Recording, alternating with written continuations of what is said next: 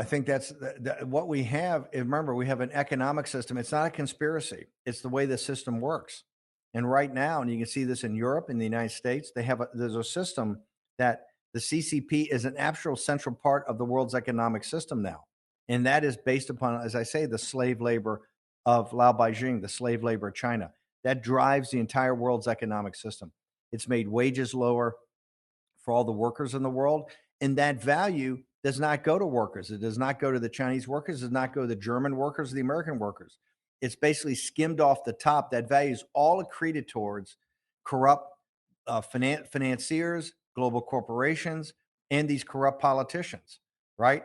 That's the system that has to be broken. And it can be broken. You're seeing the United States right now. Where is it going to be broken? At the ballot box, where people have the right to vote. And that's why it's so encouraging to see the young Chinese American citizens are starting to wake up to the fact that they can be a major power at the polls. They can be a major power in democracy. And that's why what's going to destroy the Chinese Communist Party is populism, is empowering one man, one vote in China, the ability of the Chinese people to govern themselves. And that's what's going to break the mafia in Beijing. And that's why fighters, and I'm glad you said fighters at the beginning, fighters in the new federal state. And the greatest thing that the new federal state, whistleblower movement, all of it, and every one of you as a shining example into your host countries today to show what the Chinese people, with the rule of law, right, with freedom of speech, freedom of religion, freedom of assembly, right, consent of the governed, you are upstanding and amazing citizens in your countries.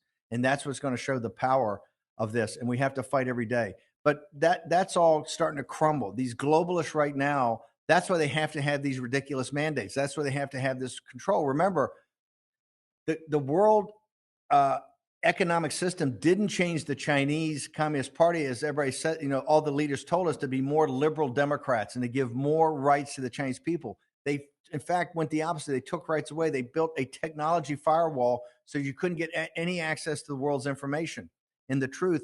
And they set up a social credit score so only those people that kowtow to the Chinese Communist Party can get ahead in China.